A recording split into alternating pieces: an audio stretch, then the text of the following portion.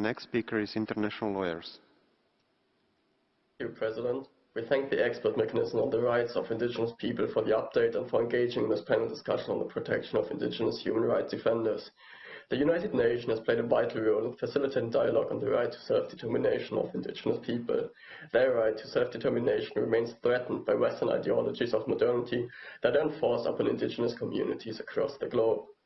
International lawyers and Geneva International Center for Justice are deeply concerned that indigenous human rights defenders are frequently subject to threats and attacks. They are often exposed to violence without sufficient and necessary guarantees for their protection. Ideas, values, and opinions of indigenous human rights defenders are often dogmatized as hindering economic development.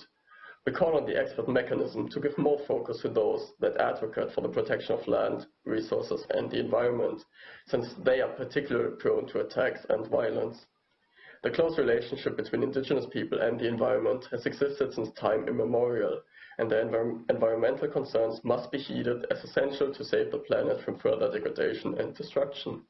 It is of great importance to grant indigenous communities autonomy over their land and to include them and their representatives in all stages of decision-making processes, whether local, national, regional, or international. We call upon the Council and the expert mechanism to facilitate dialogue and to work relentlessly towards guaranteeing the protection of indigenous communities and their advocates. Thank you. Thank you.